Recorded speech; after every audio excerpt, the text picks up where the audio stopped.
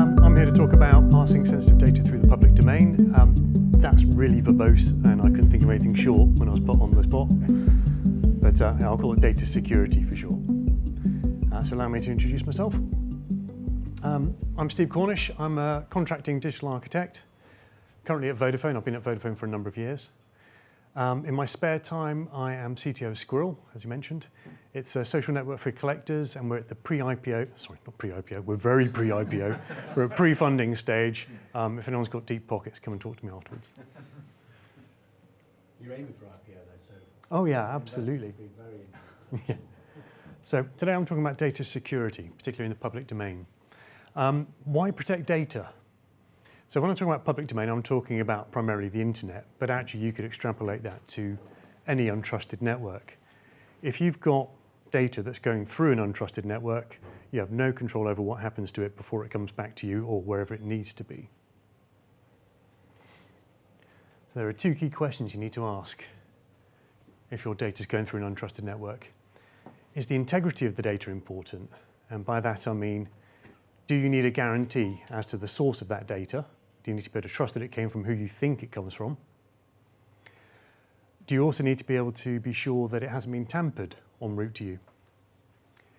And the second key question is the privacy of the data important? Is there any sensitive information in that data, particularly customer private information?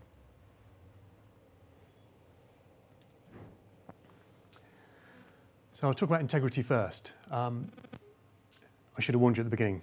I'm the techie tonight, token techie. So there will be acronyms. I will try and explain them, but yeah, hopefully no one will get hurt.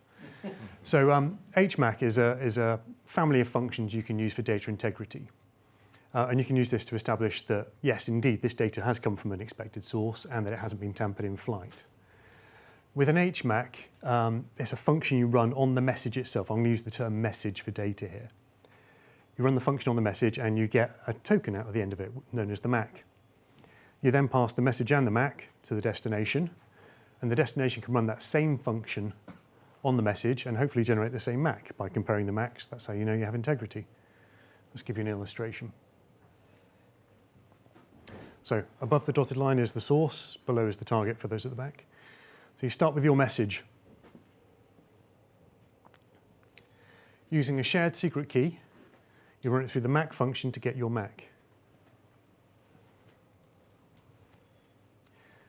You then pass the message and the MAC to the target.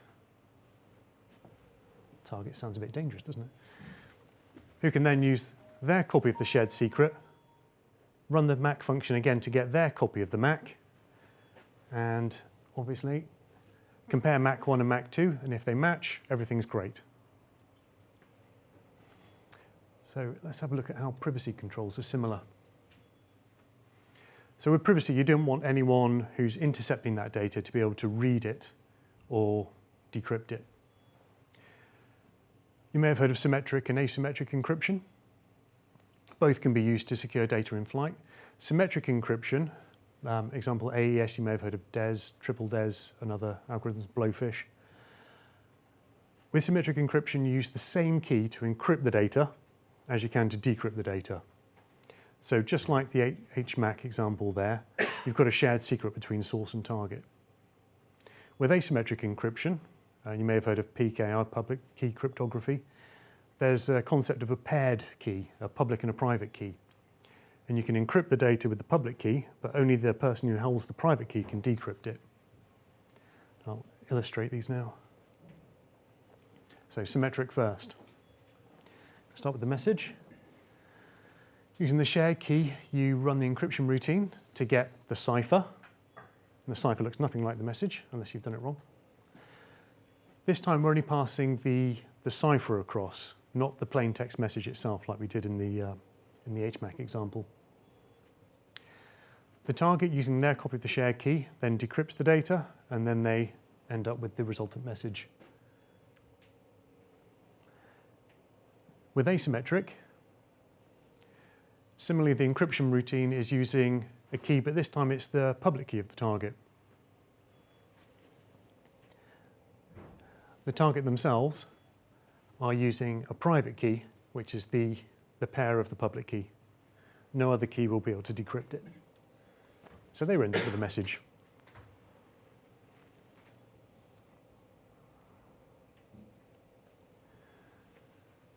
So in summary, data integrity and data privacy are two major concerns of data privacy. I've shown how you can use HMAC functions to give data integrity. I've shown how you can use symmetric and asymmetric encryption to achieve data privacy. But data security is a massive subject. This has been a very light touch introduction to the concept, and now you can blag your way at dinner parties. Right. Thank you. Any questions?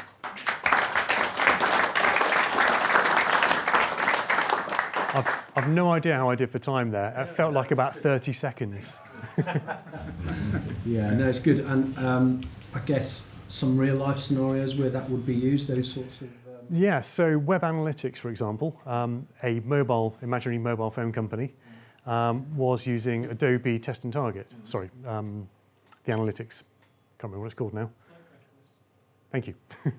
So, and we were sending customer phone numbers out to Adobe. Right. So that's going straight out across the public internet. Security spotted it and said, okay, we've got to fix that. So I introduced symmetric encryption. So we used AES 192 actually, to encrypt the MISDM. But of course then we had a problem with correlation. So every time we encrypted the phone number, it looked the same. So although it wasn't the phone number anymore, you could correlate it with the phone number. So then I had to work out a way of making that not correlate. The answer is to prefix a timestamp. Not suffix, it has to be a prefix, otherwise it still correlates. Okay.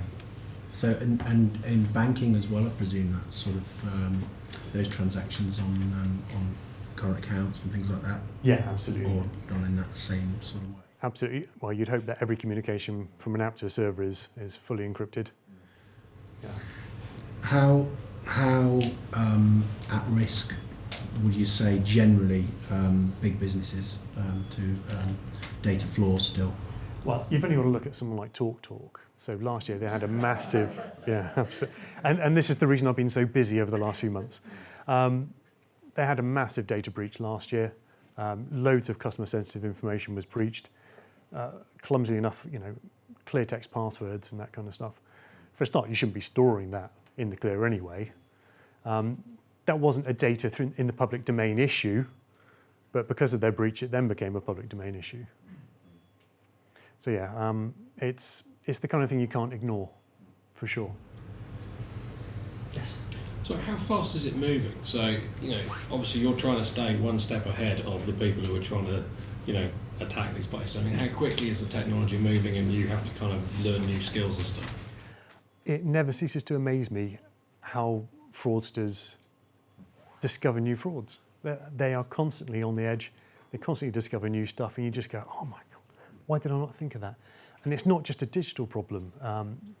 You can have, for example, the DPA checks that happen when you dial into the call center.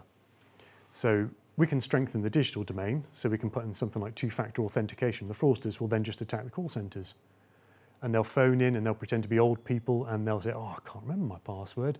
And the operators want to help, so they give hints as to what the secure data might be. It's a boy's name, is it your grandson? So yeah, they're very inventive. Then does that not become more human error rather than data integrity error? I mean, how much of that can actually realistically be strengthened if at the end of the day you've always got a person at the end of a computer or a phone that's at the end of the day responsible? So I mean, the obvious techniques are you never expose the whole set of the information to the operator. So you only expose partials. So if you have like a memorable word, you wouldn't expose the whole word, you'd ask for a couple of digits from it. Yeah, you can only limit it. And of course, audit trail everything. Was there a question? Yes. What sort of percentage-wise, how much do you think of it is social engineering problem, like you were just talking about, rather than actually people hacking into things? Do you think it's more people just getting tricked? Or? So obviously I work in digital, so what I tend to see is more the digital exploit side. So that would be compromised accounts. The biggest issue we have is with phishing. So people log, not even on spoof Vodafone sites, it's any site anywhere, they'll get phished, their username and password will be used, and there'll be this massive dictionary of username and passwords, and then they'll just try that dictionary against Vodafone to see if it works. Then try it against O2, then try it against 3. And they get a small percentage of positives, and then they work out how best to exploit that. But yeah, obviously there is a huge social engineering side to it, but I'm just not that exposed. To your knowledge, when they actually do that, are they actually likely to change the passcodes and use fairly clever algorithms, or are they just going to do a straight match and see how lucky they get? Straight match. They wouldn't bother putting the effort into it. Yeah, it's just a numbers game. Any tips for the great unwash? What sort of measures do you take yourself for protecting your data? Passwords wise, I have a formula whereby I use two Be careful. I'm going to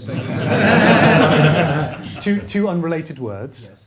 which are mixed case on, and I have a predetermined mixed case.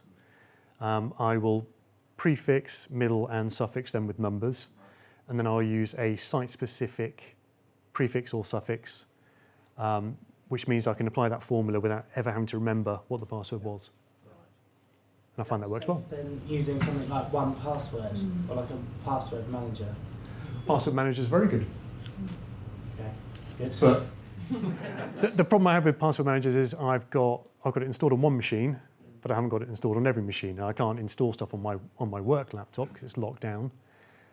So I'm still having to remember it. If I don't have to remember it, if I can just work it out, I have an appalling memory, by the way. So being able to work it out on the fly works for me. We're seeing more and more unsecured Wi-Fi networks in city centres and things. Yeah, totally. How wary should we be of, well, both integrity and security?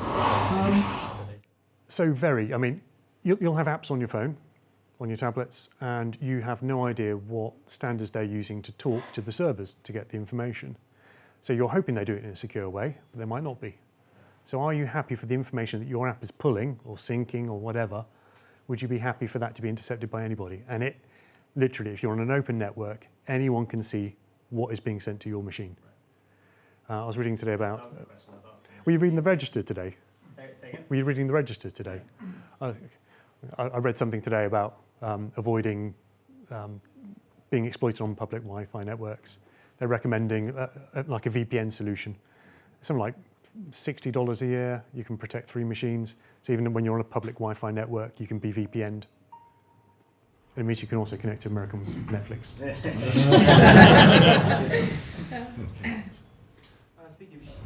Speaking of human error, often the theory of security is good, but it's all in the implementation where it falls apart. Yes. So, Absolutely. For example, the TalkTalk hack was primarily because of SQL injection hack, which is like the most simple hack you could possibly do to a website, which is just... Did you do it, Chris? Yeah. just really egregious basic security knowledge. So Yes. sometimes it's all the implementation rather than the theory that makes it cool. Absolutely. Absolutely. It's bread and butter basics. And increasingly, it's also the threat within. So I think current thought is probably 50% of data breaches are internal. So yeah. Yeah, you can keep it from the outside world, but how do you keep it from your employees? Absolutely. So yeah, again, auditing, two-factor authentication, regular penetration testing of public-facing systems, yeah, just normal security practice. Yes. Do you reckon anyone other than News in the World hacked into Vodafone's broadcasters? Yes. Yeah. Sorry? Piers Morgan? Possibly. Sorry? It's my guess. It's not the official line. I was going to ask a question over how do brands audit themselves in a sense? So where Sony sort of installed illegal malware into music CDs to stop people from copying, I mean, how does a big company stop that from happening? Hopefully they appoint a security expert who knows what they're talking about and doesn't just let the business go, oh, people are stealing our stuff, let's do this. Yeah, that was a horrific episode.